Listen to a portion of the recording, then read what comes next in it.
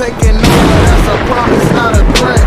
Uppercut season off top, you stop breathing. Hey boy, to this motherfucking recap where they had to, yo, Pat, like we need a special introduction for this one, man. We do.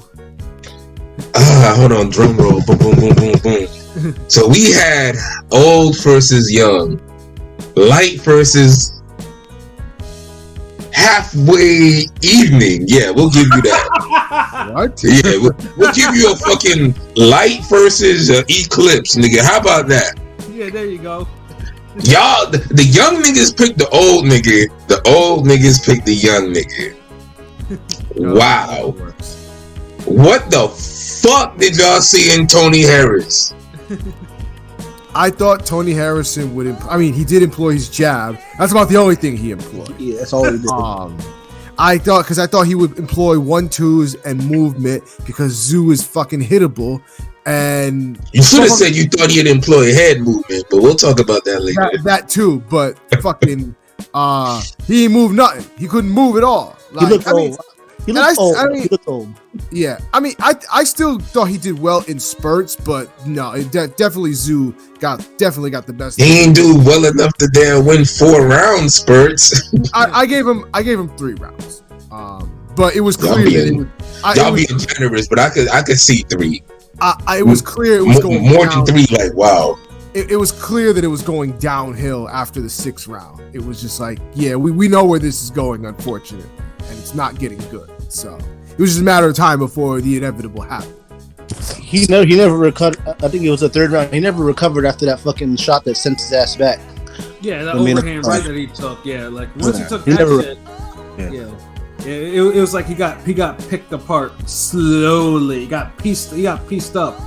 You know, it was just like, oh shit, like yeah, this young motherfucker hurt me. So he went back to being a puncher.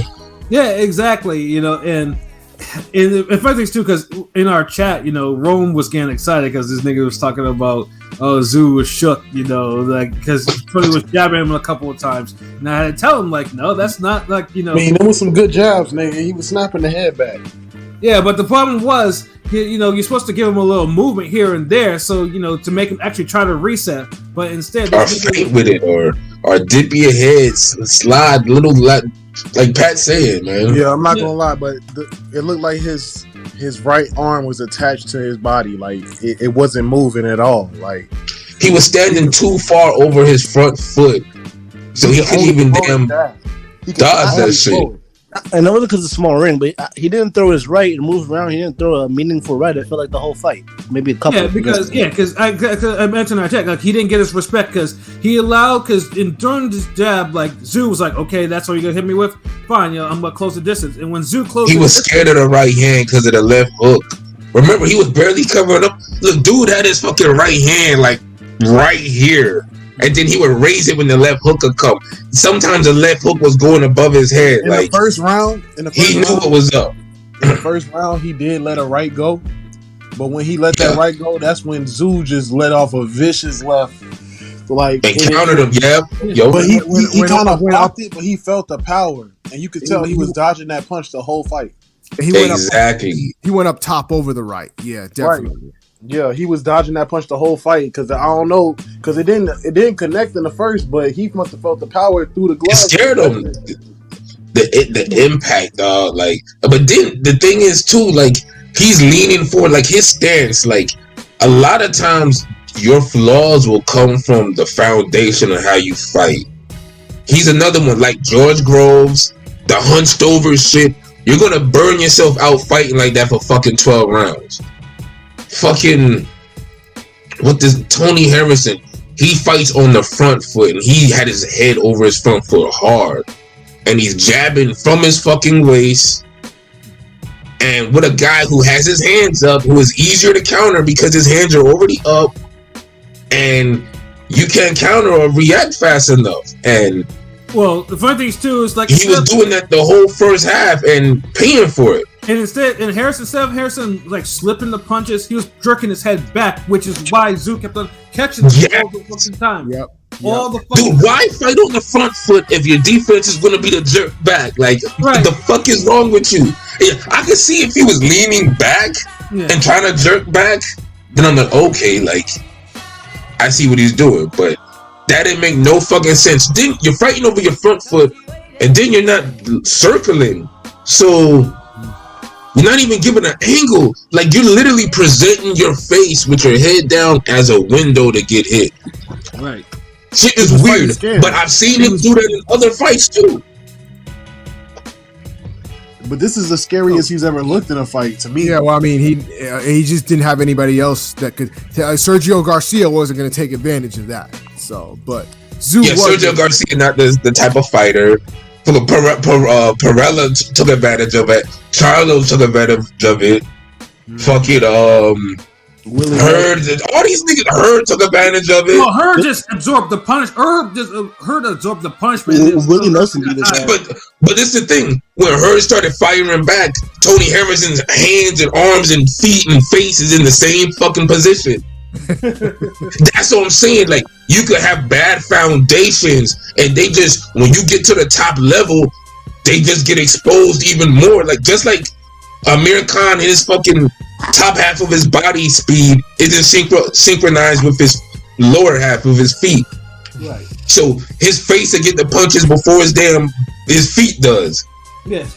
You see, but he has that glittering speed that it works for him when he, you know, on the Euro level and against certain world class guys. But some people can time him, and what happens? Yeah. Then it took one nigga to do it, then everybody's able to time his ass. Right. So that's all I'm saying. Like Tony Harrison, he does all the moves good, but the foundation is just fucking wrong, man. He has a good jab, but y'all niggas overrated. When Golovkin is snapping fucking Canelo jab, it's a Canelo head for fucking 24 rounds. That's not enough to win rounds. You motherfuckers don't go. Y'all don't glamorize that shit. But fucking damn brittle chin ass Tony Harrison motherfuckers is oh my god. I mean, even we'll take it with Paulie Malignaggi. Paulie Malignaggi won most of his fights with a jab, but Paulie would move and jab because exactly. Same thing for Chris Algieri. Same thing with Corey Spinks. Yeah. Yeah, you got to move with your jab. If you stand in front of the nigga and jab him, you better have an Ike Cortez jab and be able to actually to make sure facts keep niggas away. Because if you don't, especially with your hands down and your face leaning forward, like yes, hit me. Yeah, that nigga's like what 6 feet, right? Yeah, legit 6 feet. Yeah, Tszyu is like 5'9". Like why you giving him that, dude? You're like 3 inches taller than this nigga. And I think he had like 4 inches. I think he had 6 inches in reach too, nigga. So it's like he gave up all of that. Like I did. This nigga, wait.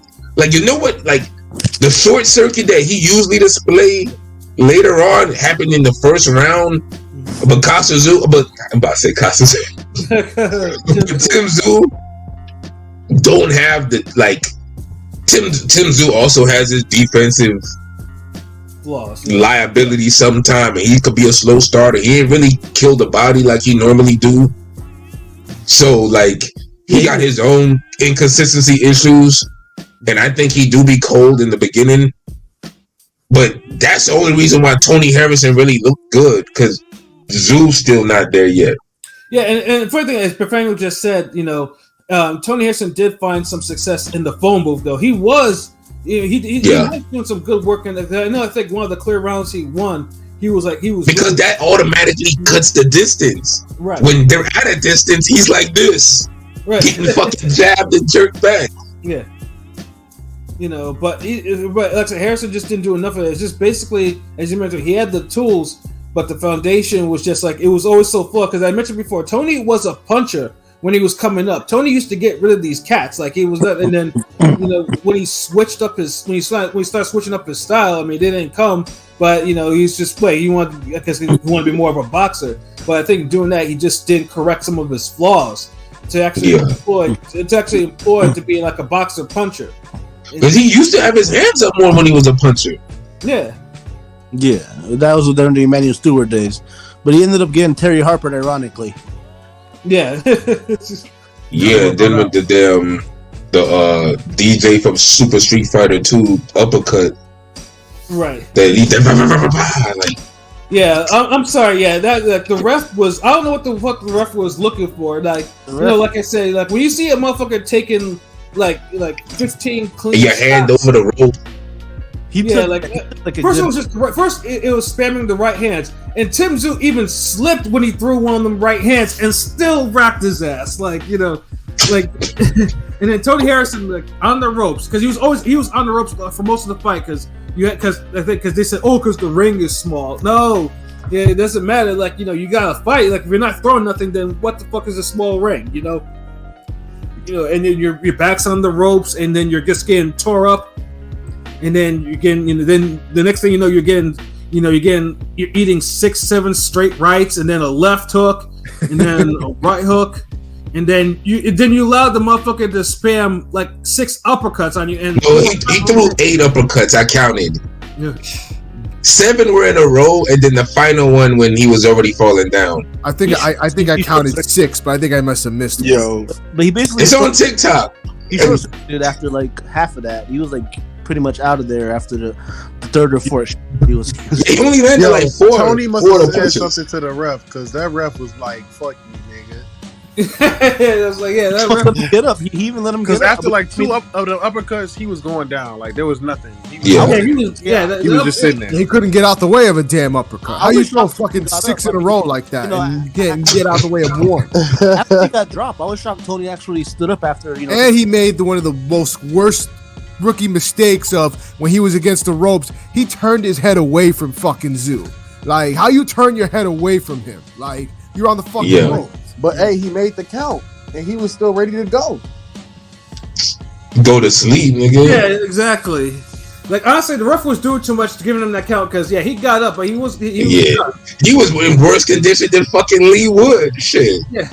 It's like when a nigga taking 5 uppercuts in a row and his head is bobblehead status. Like the dude was like, it was sick. Like I was like, Jesus Christ, stop this shit. Like I thought I was about to hear Ultra. Like Tszyu was focused. Like and them uppercuts were telegraphed too. This was the worst. There was like bro, it's like boing, boing, boing. It's like Mario hitting the fucking block above, like boing, boing, boing, getting them coins. Exactly what it was. Bouncing them. Yeah, it was like, that was a. That nigga, he was hitting with them Joe Higashis, them Fatal Furies. The only difference was the coins didn't pop out when he kept doing it. Yeah, exactly. Oh shit. So, but yo, let me ask y'all this. I think need to throw an alley oop to King P now with that poll question. Seeing how like do y'all think Tszyu is like well, let's I mean, let's get to what's my motherfucking name? yeah. He was wilding with that. Honestly, I'll say this. I didn't realize this. I read up on this like yesterday. I didn't realize that like he basically doesn't fuck with Costa. Like they there's a long story with that. Costa dipped when he was a kid and went back to Russia and ain't fuck with them since. So he knocked up some younger piece in Russia. He was. Yep. So got 2 kids. Yeah, 2 kids. I mean, he went to his very first pro fight. He wasn't there at that fight last night. He was funny. I'm sure he gives he financially. No, they said he was because someone a family member was sick. That was the reason why he wasn't there. That's the reason. Oh, okay.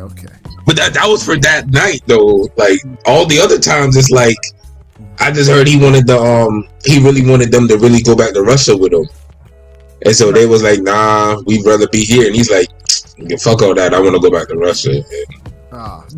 He just dipped, said fuck it, I'm out. Yeah, but I mean the grandfather kept around and he be there, so I mean the grandfather trained him and everything, so it's but well, at least he's getting some Tszyu style from one of the elder Tszyus, yeah, I mean he did go to his first pro fight. Oh, at least he's getting it from Sun Tzu, not Costa Tszyu. I don't know what fucking Tzu. Bars. Anyways, so we got a poll that's still up, and it's a good one because motherfuckers talking about it and motherfuckers voting. Keep voting. based off of Tim Tszyu's performance against Tony Harrison, do you think his chances against Jermell Charlo have increased? Yes or no? Hell no. 46 votes so far. 63% said yes. 37% said no. So most people said yes. His chances have increased. Well, Why? yeah, I mean, Why? Because he beat the nigga that beat the nigga? Well, I mean, the issue was that people were like, well, who has he fought? Like, that was what a lot of people were saying. You know, he's got some talent, but he's still raw, and he still hasn't fought. You say wasn't enough. Yo, I hate when they say that about the young niggas. It's like, yo, No, these niggas are just. But these this niggas one are was just kind of starting. true. Like they need a chance to fight niggas. Like what No, the but fuck? this one is this in this case, it was true with Tszyu. Tszyu needed more reps, and honestly, it's like in football, you need reps. And Because we saw what happened to Erickson Lubin. exactly. yeah. So He ain't have enough fights, enough rep, enough experience, and Charlo obliterated him. So yeah, you might as well get as much as you can. But so ultimately, Yeah, this and fight- Tszyu a superstar over in this country, so you don't want that to happen. ultimately this fight was good for him. So I agree that his chance. I mean, I'm not picking him to beat Charlo, but I think his chances are better. He got some experience. He got some semblance of what it's like to be on the big stage against a top opponent because he beat the guy who some people think he had a win over Charlo. I disagree, but I'm not gonna get into it because I don't know. These Detroit motherfuckers might be in the chat. They might be. I disagree hard as fuck. He lost that goddamn fight. Get in your feelings. You don't fucking win a decision getting rocked 17 times in the last 6 rounds, nigga. Fuck out of here. Yeah, now a lot of people keep saying that they thought he won that, and I'm just like, nah, he didn't win. Dude. The motherfuckers didn't really say that until they read a fucking Breadman mailbag at the end of the week, and how niggas is like, well, he was outboxing him in spurts. Yeah, he was getting frustrated and shit. This is Jermell Charlo. This is the Charlo that was fucking about to cry when he was couldn't hit Trout for a couple rounds. If I beat you for 8 rounds and then you just start whooping my ass the last 4 rounds, nigga, I still win the fight. Dude, but Tony Harrison never was whooping Charlo for 8 rounds. It's a science. It's a Dude, this is the thing. Look, this is what Harrison was doing. He would juke left, feint, jab, move over, catch Charlo swing, miss, whatever. pick and pop. Yeah. Yeah, yes, but this is the thing. There's a 3-minute round. Harrison would do that for like maybe 30 seconds, then another 30 seconds, 45 seconds, whatever. But then it's like Charlo would somehow get to this nigga and pop. And then Tony Harrison would be like, ooh, like you feel that shit. Those were frustration punches, nigga. Those are landing punches. Look, I don't care if they're love punches, frustration punches, angry punches, regretful punches. If they land, it's a fucking punch. Niggas talk about those are fucking damn right, like nigga, like frustration punches still knock niggas out, like. Right, but if you're losing for fucking 2 minutes of the round and then you like, fuck this nigga, let me get off 3 shots. Dude, Tony Harrison was never controlling fucking 2 minutes of the rounds. Like I said, he was operating in little 30-second pockets, but you gotta be snapping a nigga's head back and really fucking him up with your boxing and your jabbing if it's gonna damn overshadow when a nigga clock you with a mean left hook or an uppercut. You saying 30-second pockets, nigga, in the round, it's only 6 30-second pockets, nigga. If he do it half the round or more than 4 times, nigga, he win the round. He's not doing it he's doing it like twice. Or he'll do it 3 times, but then in the other 3 times he's getting hurt. That's what I'm saying. That's why I be laughing and I just call the bias for what it is. Because when Golovkin was controlling Canelo for like 2 minutes of every round or 2.5 minutes a round and actually snapping his head back with the jab, niggas is like, man, you can't win a fight with a fucking jab. Jab ain't enough. Pat laughing because he know it's true. Yeah. He know it, like low key, like niggas know who they want to praise and give props for a jab with, and they know who they want to just say is not enough with. The jab is enough if it's stopping the other nigga. Yeah, his shit never was stopping Charlo. His shit wasn't even stopping Tszyu. Yeah. The only person he was fucking up with that jab recently was Sebastian Garcia. Listen, in the first round, he was stopping Tszyu. Sergio Garcia. I'm sorry, Sergio Garcia. In the first round, Tszyu couldn't even get close to him because that jab was snapping the fuck out of him. Tszyu did get close to him though. Remember? He cut off. Yeah, like what the What are you talking about? What are you talking about? I literally in real time was telling you what was going down, Roman, that chat. Like, I don't know. You gotta read that chat, nigga. I told you what was going down. Nigga, in the first round, Tony came out blasting Tszyu.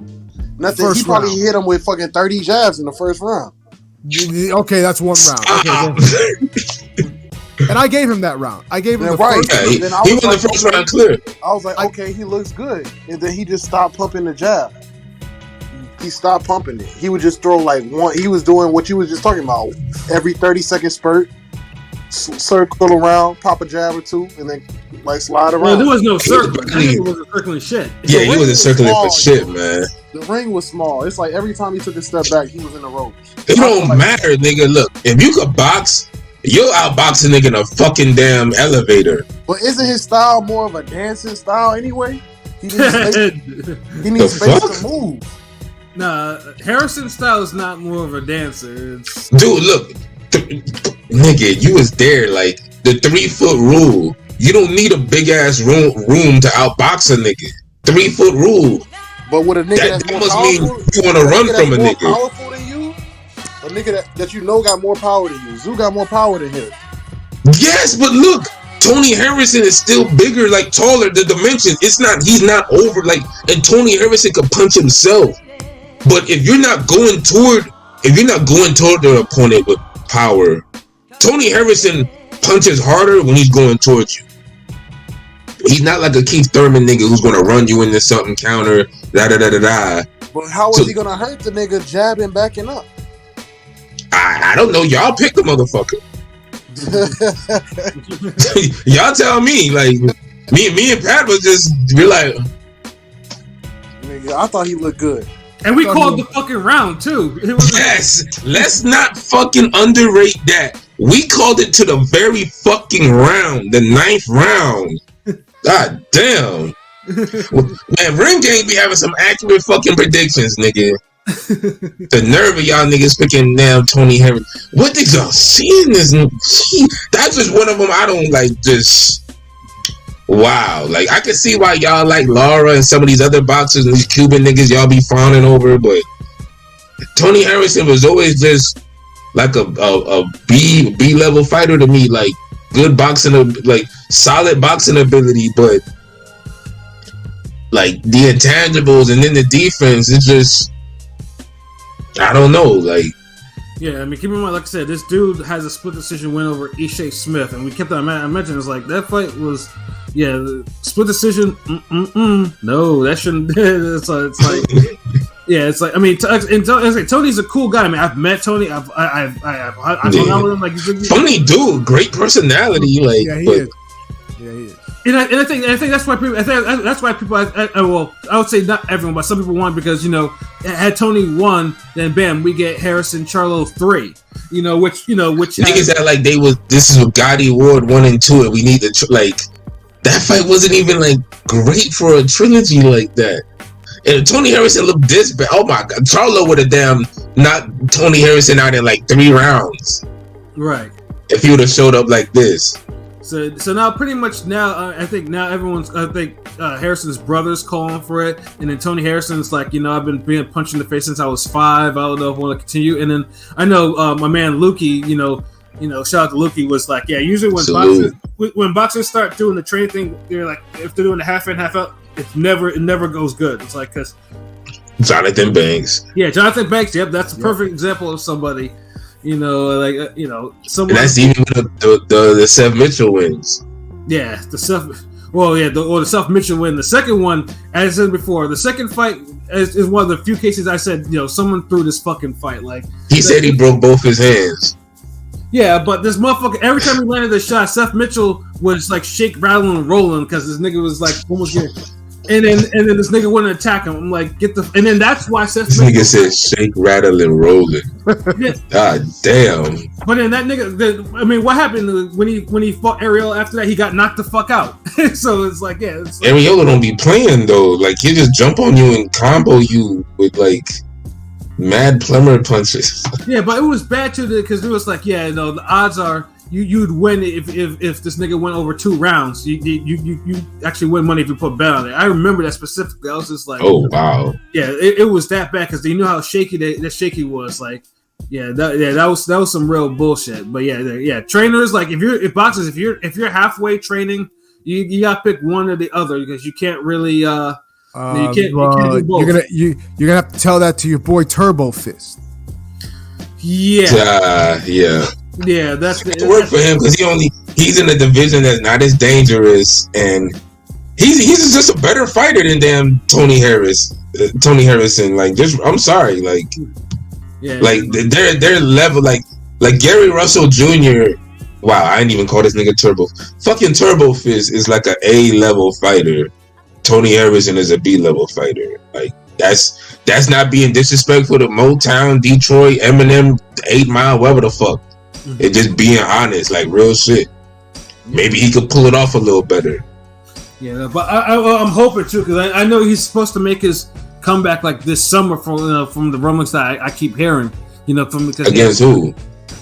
They didn't say yet. It's just mostly because because obviously because he's coming off a shoulder injury, so I'm not sure if it's gonna be like a top contender. I'm pretty sure it's gonna be someone that's probably gonna be like someone a little bit like C-level-ish. Jobber Malone. Yeah, it's gonna be a Jobber Malone type of guy, a Jobber Kelly type of opponent. That guy. If I ever meet that guy, I'm gonna apologize to him. Like I'm gonna be like, look, man, like I called you Jobber Kelly, and you clearly have some boxing ability, and you boxing niggas out. So, yeah, that's why I want to box your ass. You're not gonna stay. Yeah, you got me saying it. You gonna get me saying it. Stop that. Like, don't get us in trouble. Yeah, like salute, Lone Star Steph. What it do? Yeah, no, we just talking. I don't know Peter File. Yeah, I don't know that might be one of them other shits because I don't know what the fucking stroke Medique is. And that sounds like a pause. Oh man! Shout out to Lone Star Steph. If you're hearing this, I would like to let you. I kind of want to know what you think because I know you were one of the original Tszyu detractors. So, type of comment and. Oh wow! Yeah, because I know he was not very. He was not very high on Tszyu at all. So inquiring minds want to know. That's all I'm gonna say. He was talking to Clever when he said that. What's my motherfucking name? Yeah. Damn. Wow. Yeah. Well, there's a clip of Charlo being like, "What's his name? Tim Tszyu." So like he's also that was like he probably just meant it all multiple ways. It was like a double entendre. Well, I will say something about Charlo. First of all, Charlo, was cool, was decent in the booth with the other guys, but he was lit though. You can tell he was lit. Yeah, he was as lit as his fucking shirt. The shit was glistening and shit, nigga. What the fuck? Shirt was kind of dope though. Like it was the undisputed drip. I fucks with it. Nigga, it was induce a seizure trip, nigga. The fuck? Like, nah, I mean when you shining, nigga. Like yeah, some of this. I'd rather that than the Pokemon outfits Tank and Rolly and Ryan Garcia be showing up with, and the weird shit them the young niggas be rocking. True, or Porter with his big ass bow ties and shit. Yeah, like, damn, like nigga, I know how to knot a tie. I know a fucking tie knot ain't supposed to be that fucking big, nigga. Like, I tie like my bean pies. But Tim Tszyu definitely took a huge step to me because it's like, he made a statement. He bodied a former world champion, like in highlight reel fashion. Like I posted that shit on my Facebook and it got engagement because it was like, what the fuck, like Pat, what the fuck is this? And like that's what happened last night on Showtime. It was like He's like, is he supposed to get hit with that many uppercuts in a row? It's like, no, he's not supposed to get hit with that many uppercuts in a fucking row. Because Damn, what fight was that? Was that the Morris and Mercer? Yeah, where he bodied him like that. Yeah, that was unnecessary. I remember Sergio Martinez getting caught up with the rope uppercuts too with Margarito. Yeah, exactly. It's like, you're not. Yeah, it's like fighters are not supposed to get hit with uppercuts. When you get hit with uppercuts clean, like like we saw the other night with Harrison, it's just like it's horrible. Like you're not supposed to it's a fail in your defense to get hit clean with uppercuts like that. We said this before on plenty of casts. Like getting hit with one uppercut is an automatic loss. Like it's like getting hit with like 5-6 of them in a row and you're bobbleheaded in front of national TV audience. And and it's of course I hate to take it there, but I'll take it there. A white man uppercutting a black man 6 times in the head, nigga. Like the optics is just like it's not so good. So it's like, yeah. All right, I see the Lone Star put in there. Good win. He still sucks. It has nothing for Charlo. What was unsettling was Tony coming in with nothing, literally nothing, brother. His poise, punching power. Frankly, it was his night. I mean, it is what it is, man. Like yeah. Like I say, I mean, sometimes you win, sometimes you lose. And like I said, sometimes you get your ass whooped. Yeah, exactly. So, I mean, shout out to Tony. Like I said, Tony was like, you know what? Here, I want to be opponent because Tim Tszyu would be waiting for the undisputed fight, and he'd be having all types of ring rust and shit on him. So it was like, it was good to get this it was good to still get this fight. Now, will he beat Charlo? I mean, he has a good shot. I mean, Charlo has a good chin. Clearly is faster. And has extreme boxing ability. So it's not. Tony should have fought Fondora instead. Oh nah, he would have. Well, nah. He would have took a beating either way. So yeah, the Fondora fight is just that's just. No. It's a good thing he took that fight because with the Fondora fight, he would have taken an ass beating for like 5 times less. Like, yeah. At least if you're taking an ass whipping, you might as well get paid that much money because that Aussie money. Get paid, yeah. He got that Aussie money. That StubHub Center money wouldn't have been it for Tony. He would have got an ass whooping. Right. Damn. Yeah, that's true. But now I'm pretty sure now the odds will probably be a lot closer for Tim Tszyu and Jamel Charlo. So, like I said, I mean, I hope it went from 60-40 to 55. 65-35. I mean, I'm pretty sure they won't open up to some like ridiculous odds. Like, I don't know what the odds are before, but I'm pretty sure it'll probably be a lot closer. Like, he got to punch his chance. He could catch Charlo with something. Charlo's been buzzed before. Like, he ain't invincible. I can't see Charlo not running Tszyu into that right hand. Like, I just can't. I think he runs Tszyu into so many punch, uppercut, the left hook, right hook, overhand right. I just feel like the right hand is going to be the money punch. So it's just like you think he landed the same one Goucher landed. Mm-hmm. Exactly, but way hard, way more power than Goucher. So what up, Henny God? Yeah. Salute, Henny God.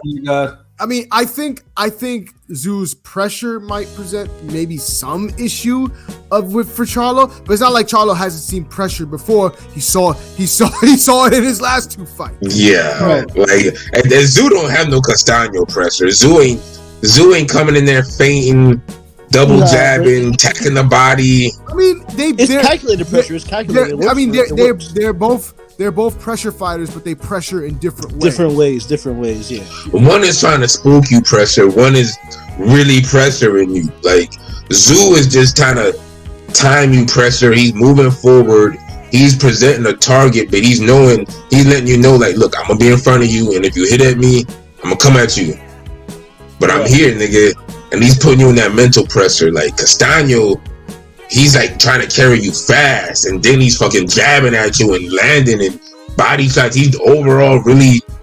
It's the closest thing till you get to that old fashioned like Chocolatito pressure. Yeah, that volume puncher. He Yeah, that's that real pressure. Like, and Tszyu is just walking you down. Tszyu is not even cutting the ring off. Like, Castano was actually cutting the ring off. Right, and that's why I said before, like, you know, Castano should have won that first. Now imagine if Castano had Tszyu's power. Like, oh my god. Oh yeah, that's a beast. The funny thing is, too, Castano does have decent pop. I mean, he's not. I mean, he has decent pop, but Tszyu's a much bigger puncher. So, yeah, like, exactly. I'm saying, imagine if he had Tszyu's power. Like, oh my god. But I think Castano might be a sharper puncher though. Mm-hmm. Those little compact, like he be putting in work. He did rock Charlo a couple times in the first fight. He sure did. The one where all y'all niggas picking Charlo to win except me. Yeah, that draws, like, you know, and like I said, you know, Castano to this day still gets my respect, you know. So it's like, for doing what he did. So I hope he does come back, as, you know, dude carried himself, you know, for his brief reign as champion. Like, you know, he carried himself well. So yeah, like, hopefully he comes back though. But yeah, 154, the little series for sure. But yeah, 154 definitely represented again. Well, not a fight of the year candidate, but a knockout of the year candidate for damn sure. You know? And the camera work, yo, low key, I wish that Showtime had the camera work. The way the angles and everything, that was fire, man, to me. The angle of the knockout, or the angle? No, I'm just saying, just like the presentation, the camera work of, like, you know, like the I don't know. It seemed like it was way better than Showtime's cameras. I don't know. Well, I mean, in Australia, the only thing I have to say about it, because I know the feed was going out in and out because, you know, you know, but they did make it look nice though. They did, you know, but it wasn't like prime HBO nice, because I think niggas going overboard. But no, it was still nice. It wasn't no HBO, but I'm just saying, like, I liked how they switch up the angles when the boxers would be in different spots in the ring. I don't know, just like, yeah. Yeah, I mean, it's like you need niggas to be creative sometimes behind them cameras and shit. Like, it's same old, man. Like, switch it up. Little creativity goes a long way. And I'm seeing Lone Star Steph's comment, but Charlo gonna be moving while going backwards through, though, gentlemen. Notice since Derek James are unifying the titles, he moves after you hit him, not standing there getting his ass beat on. You know. Yep. Yeah, I mean, that is true. I don't think nobody here is picking Tszyu. Like, no, I'm not picking. It's still Charlo. He has a puncher's chance. Let's say, like, I mean, I'm not gonna trip if Tszyu somehow decisions or knocks out Jermell Charlo. I'm not gonna trip, because it's like but he got to really do it. It can't be like no bullshit stoppage or a robbery type shit. You got to really beat the man for me to give you the props. Like, I mean, hell, it could even play out like how, you know, his father and Zab Judah played. Because, I mean, I didn't expect that fight to end early. Never mind by how Tszyu actually won that damn fight. So, you know, Lightning. Yeah, that was a big surprise. Yeah, because let's say, you know, no one got rid of Zab that early in a fight, a prime version of that, you know. Yeah, he lost to 0 like that. That was crazy. Yeah. So let's say, you know, Lightning can't strike twice, you know, in different generations, of course. But yeah, you got to take the belt from the champ. Yeah, that's. And whether you take it by swarming, boxing, punching, you just have to take it. Meaning, if you're gonna fight on the back foot, you gotta really land and outbox a guy and win your rounds clearly, because you can take the belt from the champion. It's all about it. You can't take the belt from the champion by boxing. You know, most people think you gotta go in there and just be aggressive and, you know, put your foot in the dude's ass off rip. But nah, just as long as you're doing more than they're doing and they're not getting no shots off on you. Right. And that's all he has to do. But like Tszyu, like the defense, man, and Charlo's murder in the inside, the mid range, long range. Mm-hmm. All the punches are hard. Like, yeah. He's one of them. Like besides Monster, I don't know who like another better puncher than Charlo. Right. Yeah, and I'm talking about all the punches, like everything. You're talking about left hook, right hook, left uppercut, right uppercut, jab, right. You know what I mean? Like, he throws everything hard, compact, perfect. And it's funny too because Jamel Charlo wasn't even the puncher. Like his style evolved. He was the boxer, then became into a box. Then went to boxer puncher mode. Like that shit is crazy how he evolved as a puncher because he was not getting stoppages like that before. Like shit's crazy. Yeah, it's crazy as he leveled up. You know, it's like the opposite when dudes are sleeping everybody, knocking everybody out. When they move up, you know, in opposition, they stop the knockouts. But this guy's been kind of, you know, rising to the top. Yeah. Dude's been putting foot to That's ass. why he a top pound for pound. I think he top 3 or he should be up there. Shit, I forgot what I got him as, but Top four, top 5. He's top 4. I got him as 3. I got him third for me. If he you gonna make me check now. If he ain't like ESPN, none of your top 10, then you clearly got a bias. Yeah, of course, yeah. You know, like, yeah, I mean, yeah, Charlo absolutely, you know, I was like, yeah, he definitely should, you know, he was always the top pound for pound type of fighter. So now, so like I said, now if he beat Tszyu, yeah, that's only got that's only got strengthen. Like, yeah, he rules 154. Now Tszyu beats. Okay, Charlo. I got him at number 2. Okay, yeah. Yeah, we've been put respect on Charlo's name on the for pound shit for sure. So yeah, like so hopefully, I mean, they announced winning the fight. I mean, it's probably gonna be because I mean, Tszyu didn't really take a huge beating outside of the jabs that Rome kept on dwelling on. So hopefully, maybe by late June, July, that we actually see the fight. You know, then you know, Charlo. Hopefully that he's healed from his injury. And hopefully his hand can actually hold up now, you know, after an injury like that. So yeah, though, like I said, you know, it was good stuff. 154 represented again Saturday night as always. 154 still, you know, division of killers and sharks. You know, like there's like everyone there can do something at any given time. Always had the best fights and knockouts. Yes, sir. Either 154 or 140. Two best, like the divisions that deliver more times than any other division is those two. 126 been up, but yeah, those two been holding it down for sure. Yeah, for sure, and especially after 140 rebuild, and you know 154 has been doing it, you know, ever since Floyd gave up the belts. Yeah, now 154 for the minute, it's been fucking all the killers and $100 billers straight up. Yeah, exactly. This 154 has a rich history of always being who ain't got no feelings. That's what. If we want to just be honest, like 154 always had a bunch of classic fights, though.